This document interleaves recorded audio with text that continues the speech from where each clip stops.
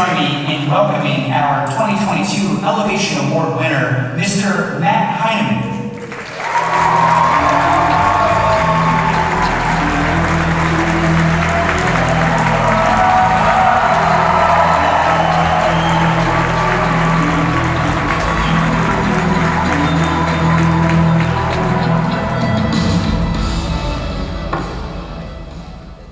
All right, Matt.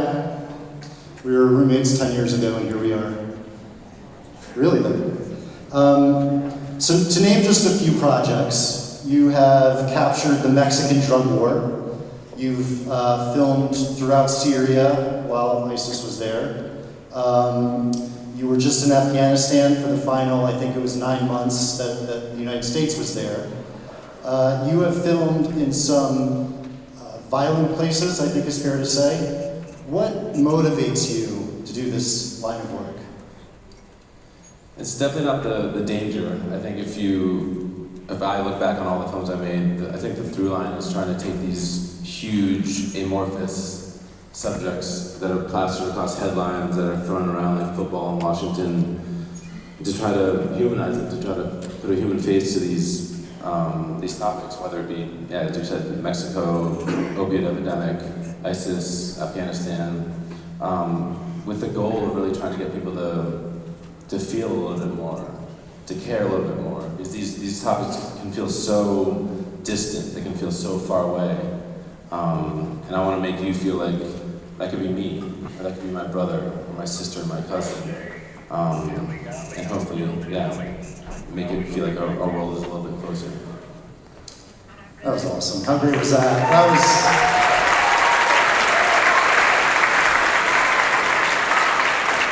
And Matt, how do you come up with topics to film? Is there a process? How do you know when something feels right? Maybe does it ever? What's the process? You've heard me say this here, and I'm going to say it again because it just is so true.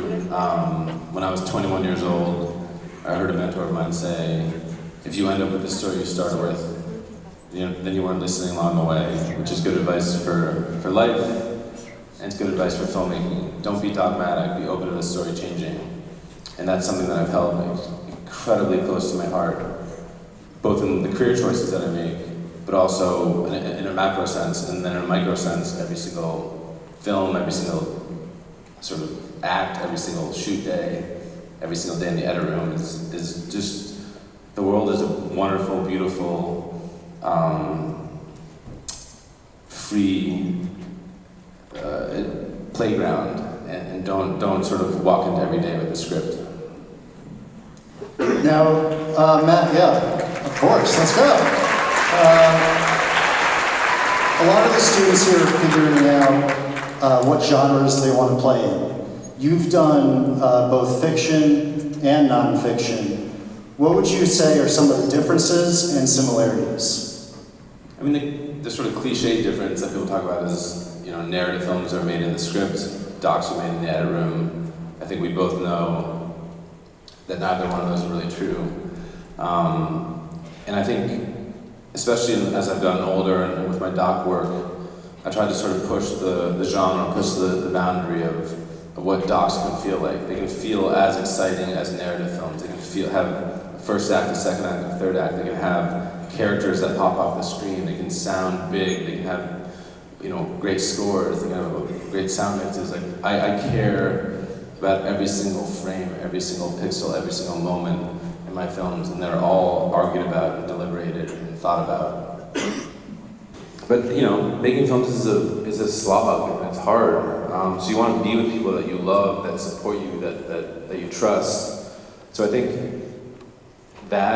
people that challenge me, and then a diverse perspective of voices that helps challenge my perception of the world. That's who I like to surround myself with. Something that we talk a lot about during the festival is the word no and rejection, and how often that comes, and even with someone who's been nominated for an Academy Award. Can you talk about how much rejection is kind of part of the process? I mean, I'm 39 years old. I feel as insecure now as I did when I was 21 years old. For real. Like, I think the minute you start feeling complacent or comfortable, you should probably retire. I think it's that fear of failure that drives me every single day to make things as great as they possibly can be. When I was in college, first of all, you guys are like way ahead of where I was. I didn't know what I wanted to do in college, let alone high school. I thought I wanted to be a teacher, and I applied for, I studied history in college. I thought I wanted to be a teacher. I applied for Teach for America. I got rejected from Teach for America. And most people then ask, I didn't know you could get rejected from Teach for America. And I guess I was like one of the lucky ones. But again, going back to if you end up with the story you started with, I then, with two of my best friends, hatched up this idea to drive around the US for 3 months, raise money, rent an RV, and interviewed people from all walks of life, from Mark Zuckerberg to cancer researchers to drug dealers. Bought a video camera and taught myself as I went, and that was my film school, and that's what started my career. But that film got rejected from every single film festival around. It literally didn't get into one film festival. So I think rejection is just part of this industry. You have to push through that, and no matter who you are, you'll face rejection, no matter how successful you are. My last film, The First Wave, which is the one before this one, a film that I'm really proud of, got rejected from all the major film festivals. People were scared about, programming a film about COVID while we're living in it. And it went on to be shortlisted for an Oscar, and won 3 Emmys, was nominated for 7 Emmys. So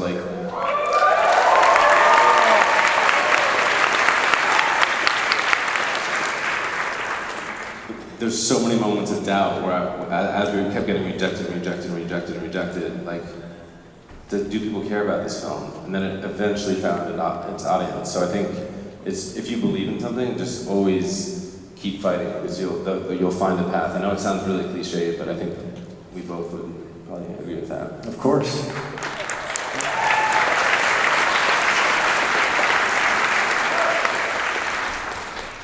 We've done this for like 10 years, and never before have people clapped after every answer, so you must be saying something right here.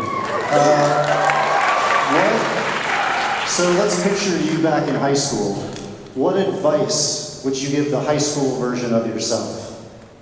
I probably wasted a bunch of years not getting to film at that age, so I probably would have started to make films it's just amazing, the talent and the passion that you got in this room. It's truly humbling to be on the stage with you all.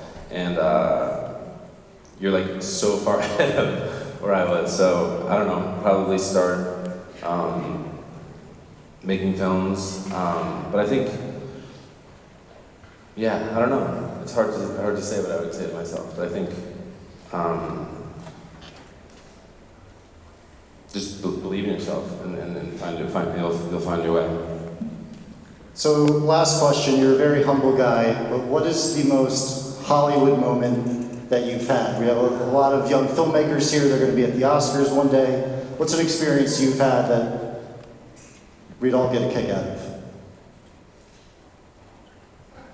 Don't be humble, it's okay. Are you blushing, Matt? I am blushing. I'm also the least Hollywood person around, so... Well, tell us about the scar, the surfing scar. Who's talking right now, by the way? What's that? Oh, it's Tom. He's back there. It's Tom. We talked about, are you still surfing? I was like, am I losing my mind here? What's happening? I think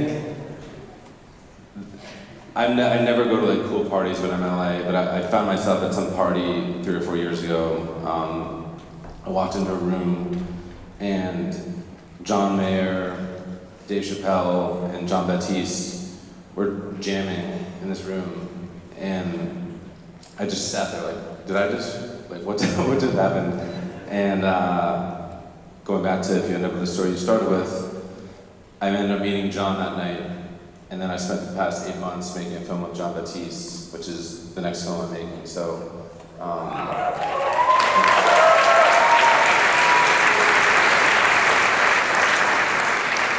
Ladies and gentlemen, He'll win an Oscar one day, but first, he won an Elevation Award from the Tindies. Thank you so much, Matt. Thank you.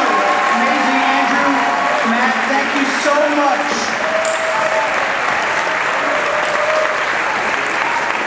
Let's hear some love for the talented and fearless